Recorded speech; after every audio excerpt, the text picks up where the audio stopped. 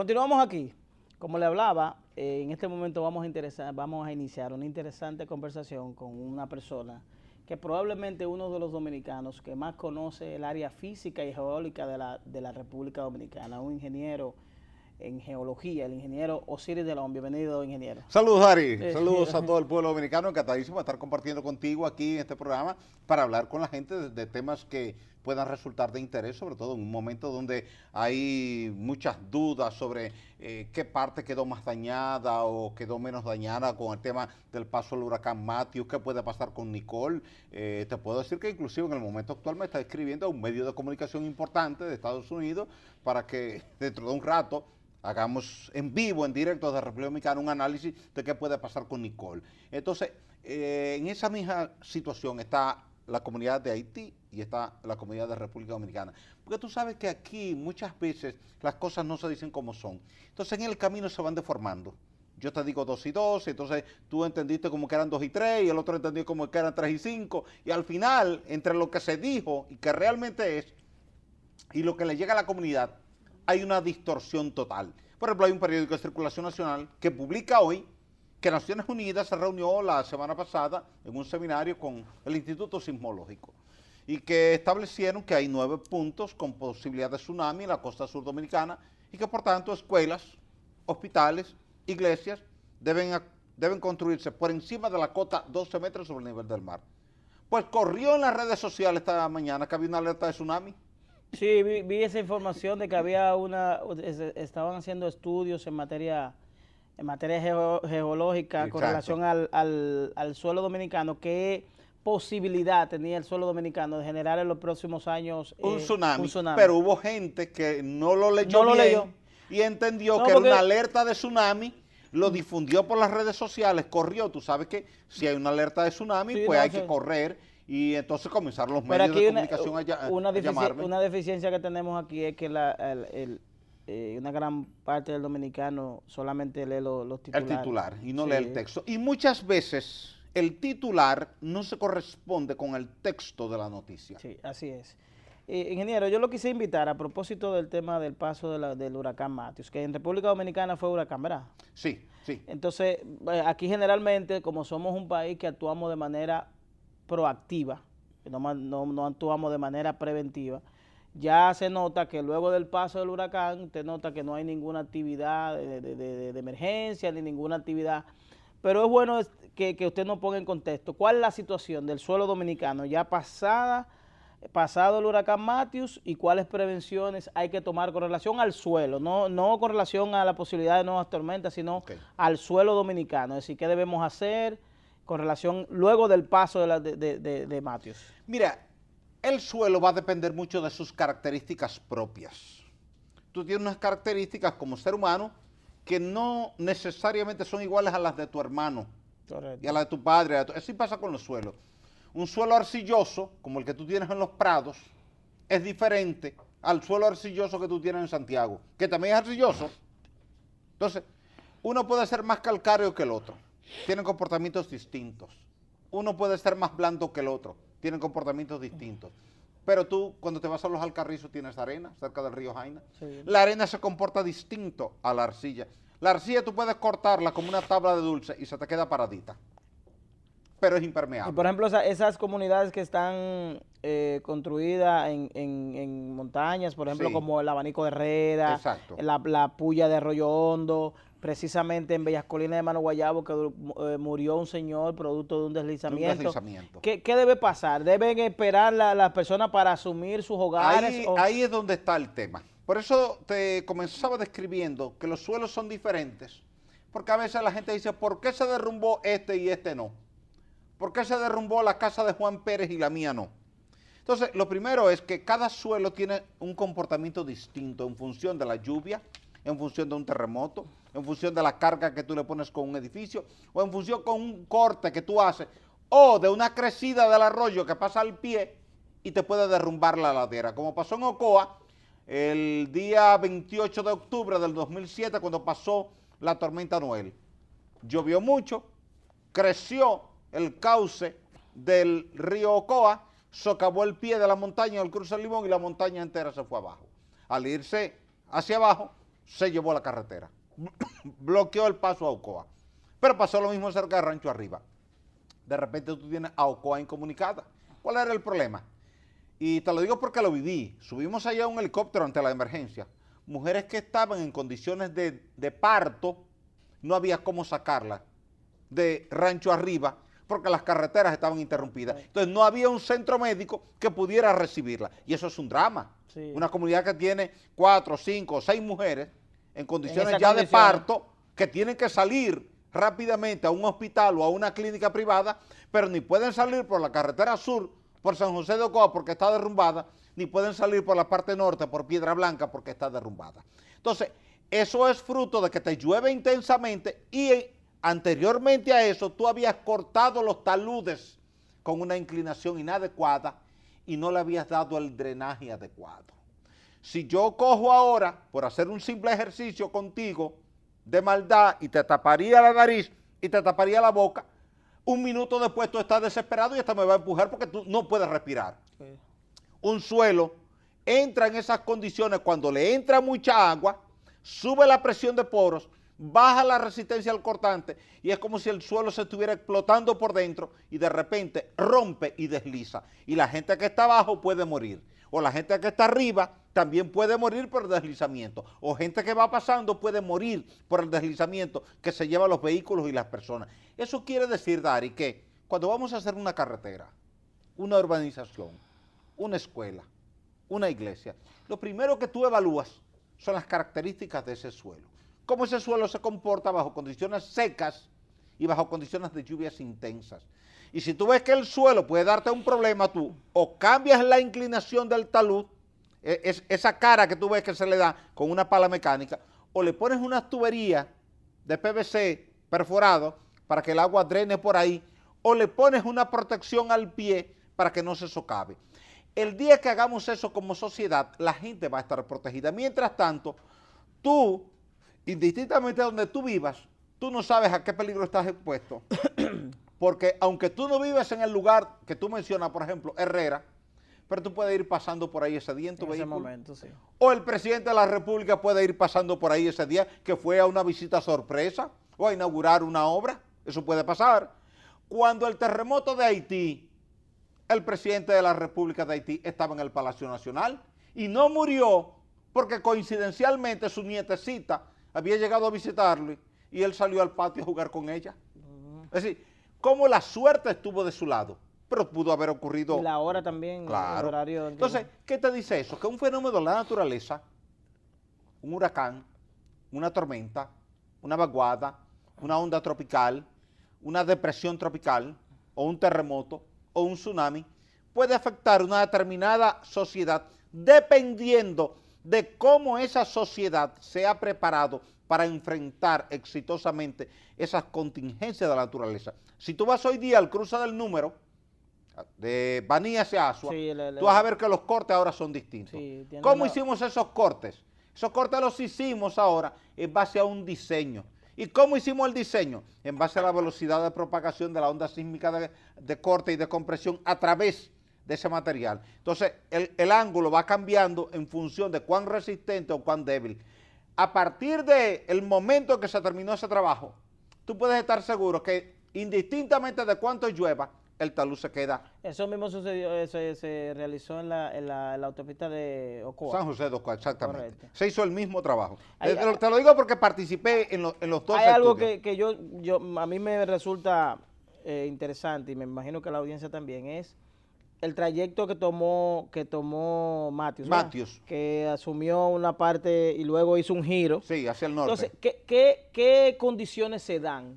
¿Qué ocurre para que un fenómeno natural de esta magnitud tome ese tipo de acción, de que evite un territorio, pero que en determinado momento asuma? ¿Qué elementos se dan? En el planeta Tierra todo responde a determinadas fuerzas. Tú tienes una pelota, cuesta abajo, y ella va siguiendo la pendiente en función de una atracción que genera la gravedad. El huracán es un centro de baja presión. Es un disturbio que se ha formado por una evaporación del agua de mar en época de verano, por eso tú no ves huracanes en invierno. Sí. Tú lo ves de mayo a diciembre. pero no lo ves a final de diciembre, ni en enero, ni en febrero, ni en marzo, ni en abril. Entonces hay mucho vapor de agua y ese vapor de agua pesa poco.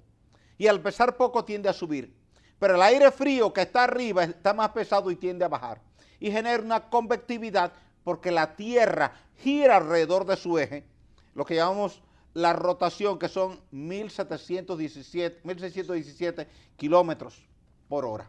Esa rotación es la que genera el huracán. Si la Tierra no rotara alrededor de su eje, no habría huracanes, porque no habría convectividad. Ahora, es como que genera una centrífuga. Claro.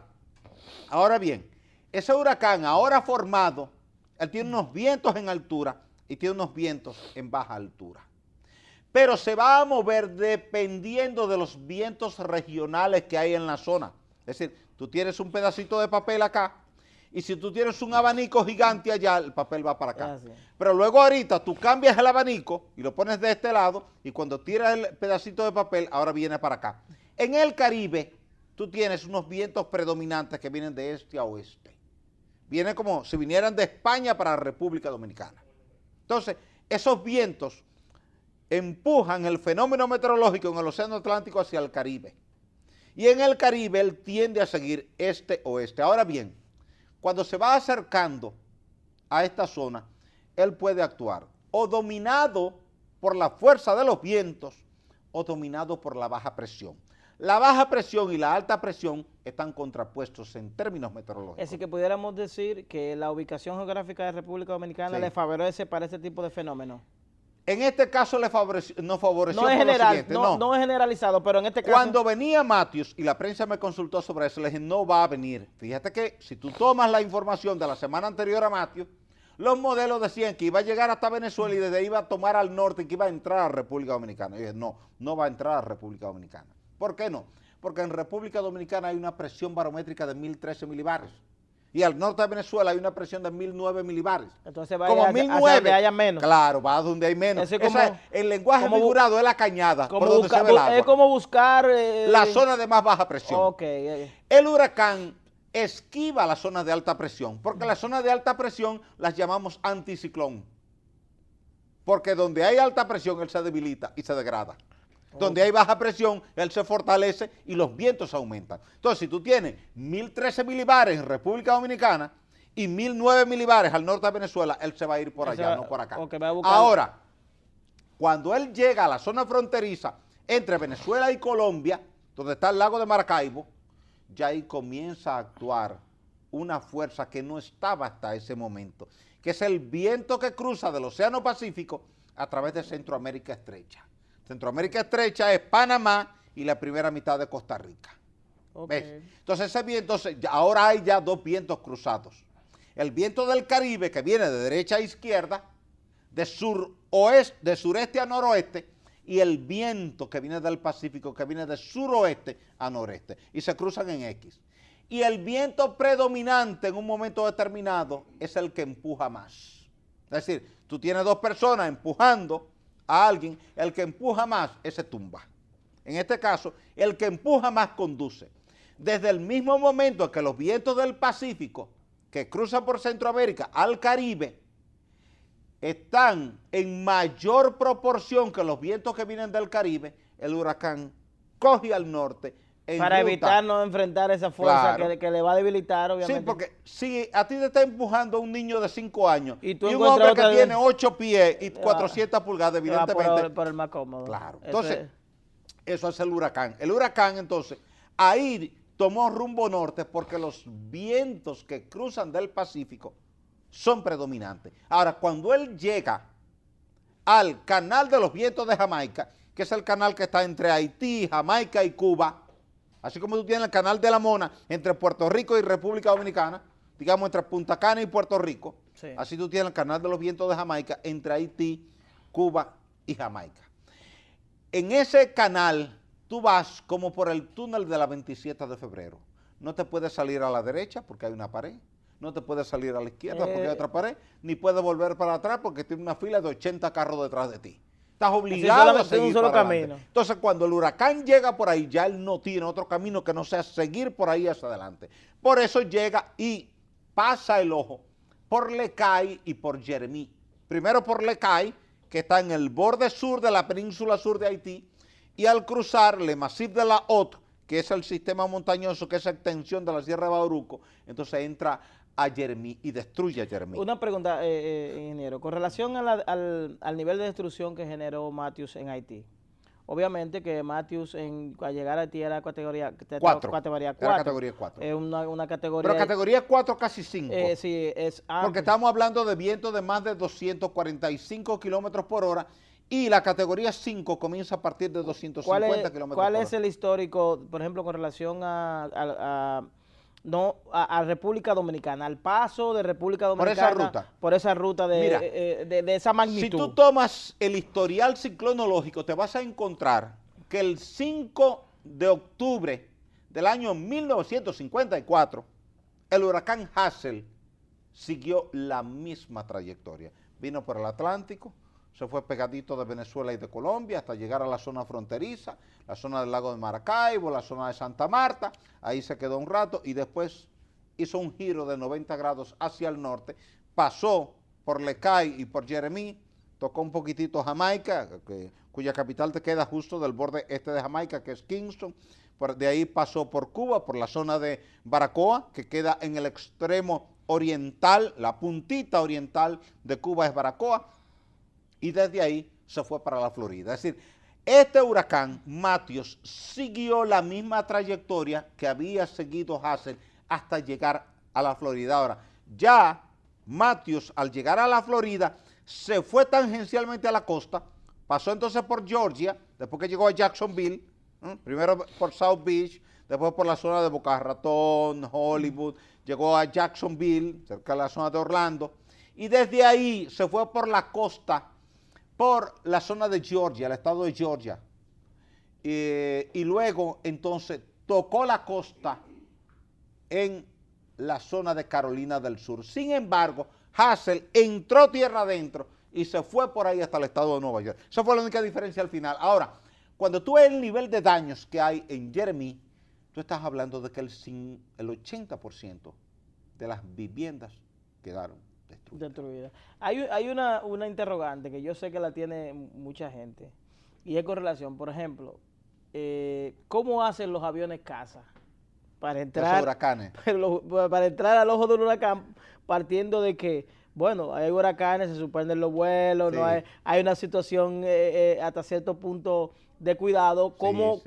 ¿Cuál es la preparación que tiene el avión y cómo el avión entra al ojo del huracán, y cuál es la altitud que debe tener el avión para hacer ese acceso? Es decir, ¿cuáles condiciones se dan para que un avión accese? Mire, excelente pregunta. Los huracanes se dan desde la parte inmediatamente superior del mar hasta los niveles altos de la troposfera, 10, 11, 12 kilómetros de altura.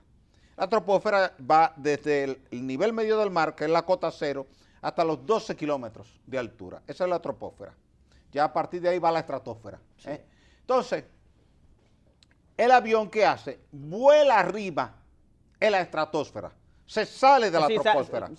Va más alto que el huracán. Sí. Por eso tú ves que en las imágenes de satélite, o las que se toman desde la estación espacial, tú ves el huracán allá abajo y ves el ojo allá abajo. Okay. El huracán vuela por encima. El avión es un avión Hércules de la Reserva Federal de Estados Unidos. Entonces, un avión de mucho poder, tiene mucha potencia, y él vuela por encima del huracán.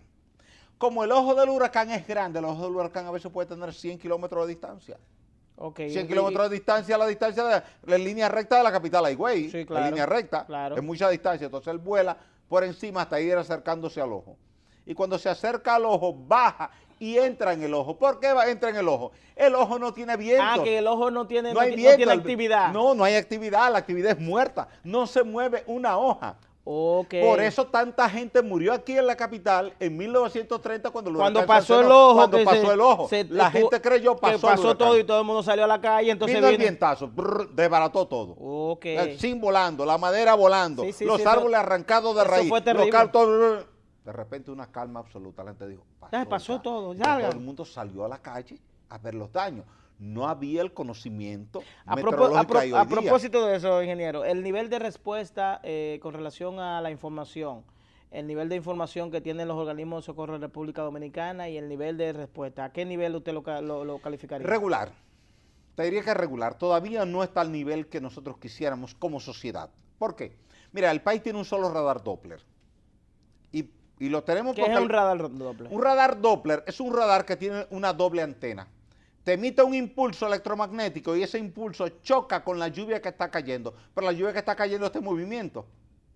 En lo que golpea la lluvia que viene cayendo y rebota, se produce un tiempo delta T, un tiempo mínimo, milisegundos. Y entonces vuelve la otra señal y choca. Y eso te permite identificar dónde está lloviendo. Es como el radar de tránsito, el policía de tránsito te apunta. Y entonces la onda llega y choca con tu vehículo y rebota. Ya él tiene. ¿De qué dependemos nosotros para, por ejemplo, de qué depende meteorología para establecer condiciones meteorológicas? Del Centro Nacional de Huracanes de Miami. Pero es una información regional, no local. Ok, que la toma. Tú dependes de la información que te da el ayuntamiento y no la de la que tú tienes en tu casa. Ok, tú la desglosas. Es decir, yo te puedo decir ahora, la temperatura en Santo Domingo, 30 grados Celsius. Pero a lo mejor en tu casa está en 38 porque está todo cerrado y está de frente al sol y está súper caluroso. Sí, sí. O a lo mejor está en 20 porque tú tienes el aire acondicionado encendido desde esta mañana. Por tanto, la temperatura en tu casa no necesariamente refleja la temperatura de la ciudad. Eso pasa en materia de huracanes. Porque, por ejemplo, cuando el Centro de Huracanes de Miami te da un informe, te lo da global para la región. Sí, no lo da específico, desglosar. tuyo de tu comunidad. El parte meteorológico para Santo Domingo no es el mismo que para Villa Altagracia, ni para La Vega, ni para Bonao. Por ejemplo, aquí en Santo Domingo en algunos lugares te cayeron 300 milímetros de lluvia. En Pedernales te cayeron 500 milímetros de lluvia. Y en la línea noroeste te cayeron 8 milímetros de lluvia. ¿Y qué hace, ingeniero, por ejemplo, el COE? ¿Qué hace los demás días, los demás meses del año? ¿Qué hace? Mira, el COE, como centro de operaciones de emergencia, tiene la tarea de estar pendiente a las emergencias. El COE es un organismo operativo. Pero no tiene el COE, usted vaya al COE ahí. Aquí, ¿dónde estamos? ¿Plaza de la Salud aquí? Sí, en la frente al Plaza de la Salud. Es decir, usted va al COE ahora mismo ahí. Y hay 4 ambulancias y ninguna tiene goma. No.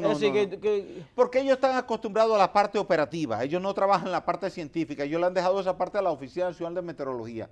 Pero la Oficina de Meteorología, que tiene gente con la mejor intención del mundo, nunca ha tenido el debido soporte económico y científico por parte del gobierno. Recuerda que antes la Oficina de Meteorología era una oficina de agricultura, de lo que era la Secretaría de Agricultura, pero no es un ente, ¿tú entiendes? No tenía la categoría. La categoría, entonces inclusive la categoría tiene que ser mayor. Aquí tiene que haber un Ministerio de Prevención y Mitigación de Desastres, donde tú tengas el Instituto Sismológico, tengas a Meteorología. Porque hay algo interesante ahí, ingeniero. Por ejemplo, en el COE yo no veo que están los bomberos.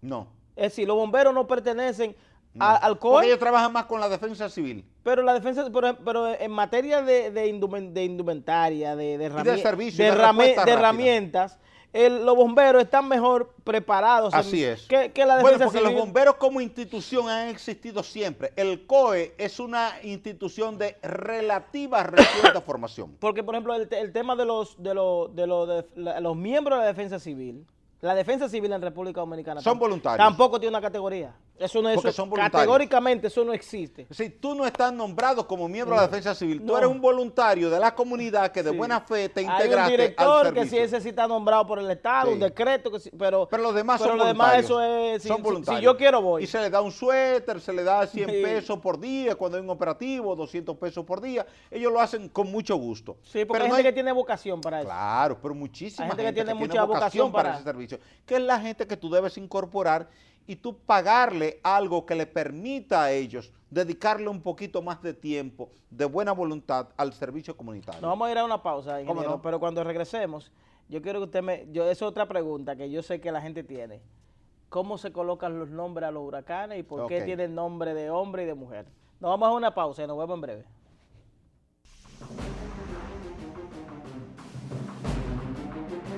Continuamos, mis amigos. Tenemos una interesantísima conversación con el geólogo y amigo Osiris de León.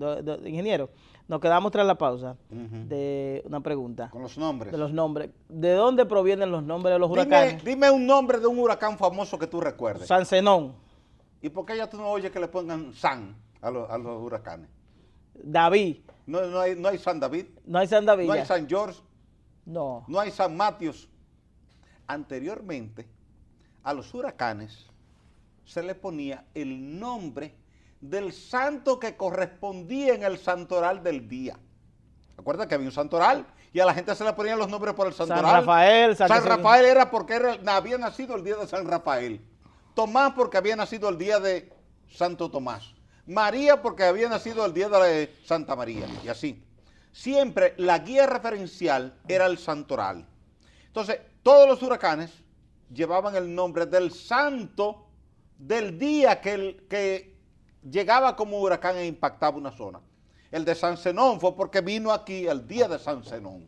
Ahora, después de eso, se utilizó otra técnica, y era que los soldados que estaban en la guerra le ponían al huracán el nombre de su novia, la persona que más quería. Para recordar. Para recordar. Entonces ocurrió que como eran soldados, que le ponían los nombres de las novias, todos eran hembras.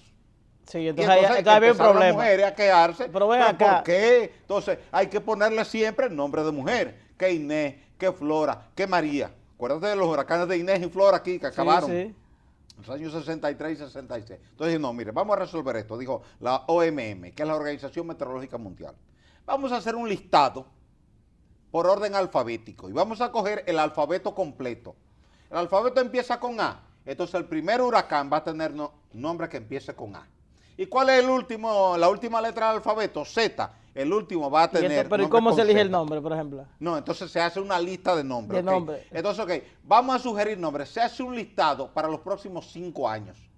De uno con A, uno con B, uno con C, A, B, C, D, E, F, G, H, I. Esa reunión se hace todos los años. No. Cada vez que se necesitan nombres, porque si durante 5 años no hay ciclones, la lista se mantiene porque no se han usado. Y entonces, por ejemplo, ¿quiénes son los componentes de ese? Los miembros de la OMM que trabajan en ese tema. Okay. Entonces te hacen un listado. Ahora, ese listado va agotando nombres en función de que un huracán haga daño. Por ejemplo, Matios hizo daño. Entonces ya tú no vas a tener jamás en la vida un huracán que se llame Matios. Para que nadie se acuerde de No, eso. por eso. Katrina, jamás. Sandy, jamás. Y George, entonces jamás. el tema de hombre y mujer, ¿cómo se hace? Hombre y mujer, para que tú como hombre no digas que nada más le están poniendo nombre masculino y fulana de tal, que es mujer, para que no digan, dice, no, vamos a alternarlo. Un hombre, una mujer. Un hombre, una mujer. Es decir, un hombre masculino, uno femenino. Uno masculino. Entonces se alterna. Ahora tú tenías a Matthew, ¿verdad? Entonces, ¿quién vino detrás de Matthew? Viene, ¿cómo se llama? Nicole. ¿Por qué? ¿Por qué Nicole? Porque una mujer. Es Porque decir, es mujer. un Después hombre, de un hombre a mujer. Okay. Y después de la M, ¿qué viene? Después de la M, en el abecedario, ¿qué viene? N. N. Entonces tenía que venir un Matthew nombre N o Nicole. femenino y que empezara con N. Okay. Pero estaba ya predefinido en la lista. Esa lista existe. Entonces ya nosotros tenemos, por ejemplo, tú puedes saber los nombres de los claro, ciclones del año. La lista está publicada. Tú entras allá al internet y te buscas lista de los nombres de los huracanes para los próximos 5 años. Y hasta qué, no sé si sería fecha o hasta qué latitud uno pudiera observar, ustedes que son estudiosos pueden observar que ya se acerca un fenómeno natural para la zona específica de República Dominicana. Se observa el centro de baja presión y ese centro de baja presión termina convirtiéndose en una onda tropical y se sigue observando. Si pasa de 64... Eso es como una operación cuántica, como uno va sí, tú chequeas la masa nubosa y chequeas la presión que trae y cómo se va agrupando para ver si está desarrollando. Por eso te dice, tiene 10% de probabilidad de ser ciclón. Ciclón, lo que quiere decir que es un fenómeno convectivo. Una depresión tropical es un ciclón. Una tormenta tropical es un ciclón. Y un huracán es un lo ciclón. Que va a determinar ciclón lo que quiere decir es el ciclo. Masa nubosa que está girando. Lo que va a determinar es la velocidad de los vientos. Claro, entonces, si tiene velocidad por encima de 64 kilómetros por hora y menos de 119, ya es tormenta tropical. Ahora, si entra a 119 ya es huracán categoría 1. ¿Ves? Por ejemplo, 250 kilómetros por hora es un huracán categoría 5. Entonces la escala Saffir-Simpson está dividida en 5 bloques. Categoría 1, 2, 3, 4, 5 en función de la velocidad. Y está predefinido. ¿Qué puede esperar entonces la República Dominicana en los próximos días con Nicole? Nada. No, Nicole no está en el ofrece Atlántico, peligro. está en una zona de alta presión, se mueve hacia el norte, por tanto tú la vas a ver moviéndose al norte del Atlántico, de frente a New York, pero no acercándose a New York, sino tratando de moverse hacia el noreste. Es decir, tú estás en el Océano Atlántico, te vas moviendo norte, pero luego te vas inclinando a la derecha, como si fueras viajando hacia Londres, hacia Inglaterra. Okay. Se va moviendo hacia esa zona, por tanto, no tienes que esperar ningún efecto directo aquí en la región del Caribe. Vamos a aprovechar, ingeniero, para saludar a un amigo suyo que me está escribiendo. ¿Cómo no? Manegonte. Ah, ese es mi hermano, Manuel González Tejera. Sí, estuvo aquí, estuvimos con él aquí conversando. Líder del sector agropecuario. Sí, a propósito de Matthews, estuvimos conversando con él de todo el tema de lo que ha afectado las lluvias en materia agropecuaria. Y manda todos los días los boletines de los niveles de las presas. Gracias, Manegonte, por los boletines que manda sobre los niveles de las presas. Entonces, ingeniero, ya casi en la parte final. Entonces, tenemos que los nombres se determinan a través de un sorteo un listado que prepara la OMM, la Organización Meteorológica Mundial. Entonces, va por el orden alfabético. Si eventualmente en una temporada hay más nombres, hay más huracanes o tormentas. ¿Qué nombre se hace? ¿Qué nombre? Entonces, se auxilian del alfabeto griego. Alfa, beta, gamma, sigma. Ok. Entonces, el próximo fenómeno ciclónico que se forme, como este tenía N, el próximo estará con O y será masculino. Ok. Entonces, digamos que existe Oscar en la lista. Tú vas a la lista y dices, va a estar el próximo. Oscar. Entonces, ya eso está predefinido. Por ejemplo, en República Dominicana, por ejemplo, en la temporada ciclónica, ¿cuántos fenómenos naturales hemos tenido? Aunque independientemente que hayan afectado o no, ¿cuál movimiento? ¿Ahora o históricamente? No, ahora, en esta temporada. No, en esta temporada ninguno ha afectado de manera directa. El que más cerca ha estado ha sido Matthews. Pero hemos tenido movimientos que han afectado, que tienen esa categoría o no. Un poquito de tormentas que han pasado cerca, te dejan un poco de lluvia, pero nada que haya impactado de manera directa y que te haya producido mucho daño. Matthews es lo que más daño nos ha producido. Hay una inquietud que yo tengo. En materia geólica, movimiento de la tierra, la parte estructural física de República Dominicana, ¿eso es estático o puede ir cambiando? Por ejemplo, no, eso es dinámico. El planeta Tierra es dinámico. Nosotros, como placa tectónica del Caribe, nos movemos 2 centímetros por año hacia el este, como si fuéramos viajando hacia Europa. Y entonces, en ese proceso de desplazamiento, nos friccionamos con la placa de Norteamérica y por el lado sur con la placa de Sudamérica, que pasa al borde norte de Venezuela y de Colombia. Entonces ahí hay un proceso de acumulación de energía y cada vez que la roca rompe súbitamente, te produce ondas sísmicas, onda P, que es onda primaria, perdón, onda S, que es onda secundaria, onda Rayleigh y ondas Love, que son ondas de superficie. La onda que más daño te hace a ti es la onda S, que es la onda de cizallamiento, onda de corte, porque es la onda que lleva el 70% de la energía elástica que libera el terremoto al momento de la rotura de la corteza terrestre. Hay un tema que está teniendo mucha incidencia en la República Dominicana y es la construcción de pozos, de pozos filtrantes para extracción de agua, ¿verdad? Esos son pozos tubulares. Pozos tubulares. Eso prácticamente es casi una tendencia cuando se construye un edificio.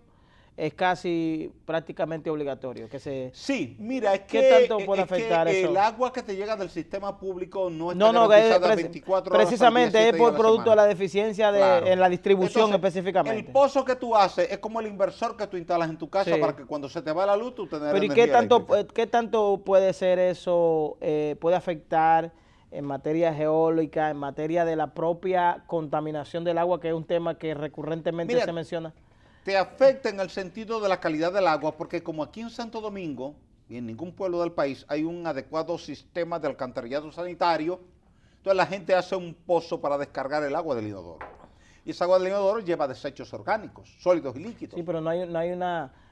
inicialmente, probablemente la vocación de quien construye puede ser que ese pozo se utilice para la descarga del sanitario, pero a la hora de la construcción no hay una discriminación de esa agua. Esa agua puede llegar a cualquier nivel. Claro. Entonces, por eso tenemos tantas enfermedades. Fíjate tú que el presidente de la República, Danilo Medina, en su discurso de toma de posesión este pasado 16 de agosto, dijo a la gente, al referirse al tema del agua potable y el saneamiento básico, dijo, consideren ustedes el solo hecho que más de la mitad de las consultas médicas diarias tienen que ver directamente con el agua y el saneamiento Sí. básico. ¿Por qué? Porque nosotros estamos descargando al subsuelo, solamente aquí en la capital, 7.000 toneladas métricas diariamente de Pero ¿y le excremento. luce eso al presidente decir eso?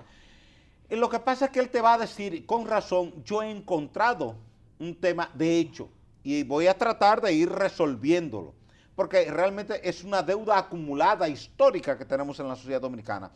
Y cuando tú y yo salgamos a hacer campaña política en algún momento determinado, esa es una de las ofertas que tenemos que hacerle a la sociedad dominicana, es decir, buscar recursos públicos o privados, de donde sea, y comenzar a construir alcantarillados sanitarios sectoriales para ir reduciendo el problema, porque mientras no comenzamos, el problema sigue creciendo, porque la capital sigue creciendo. Pero ¿y es cierto ese mito o esa realidad que hay de que es insostenible de manera económica la realización, la construcción de un buen drenaje pluvial? No, en absoluto. Es decir, porque aquí se habla... Es un proyecto que se paga solo. Porque aquí se habla de que eso que no tú se realiza necesitas porque 2.000 millones de dólares para eso. Pero ¿qué ocurre? Cuando yo te ponga a ti, frente a tu casa, el sistema de alcantarillado sanitario, la ley que voy a promulgar en el Congreso, estoy hablando en sentido general como sociedad, ¿verdad? Sí, sí. Yo como sociedad... Porque tiene que hacer una ley que proteja una ley ese bien. que protege. Entonces, la ley dice, tú tienes, de hecho, yo le preparé un proyecto de ley al Estado y se lo presenté. Lo tiene el gobierno, el presidente, lo tiene la CAD, y lo tiene el Senado, y lo tiene la Cámara de Diputados, solo que no lo han conocido.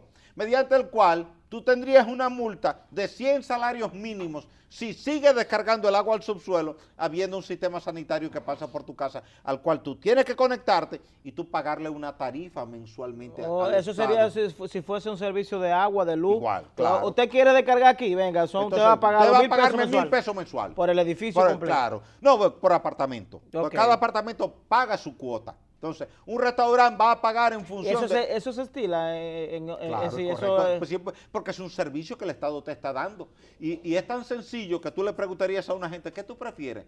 ¿Pagar 2.000 pesos mensual o soportar el mal olor? Si alguien tuviera que pagarle a una compañía para que fuera y le recogiera los excrementos de su casa, ¿cuánto tú crees que gastaría al mes botando excrementos? Sí, Y el peligro que representa eso para su salud. y creo que en, y la de su en familia. Estados Unidos creo que... En todas partes del mundo es nos un queda servicio un que se paga. segundo, ingeniero, y Qué pena. para finalmente.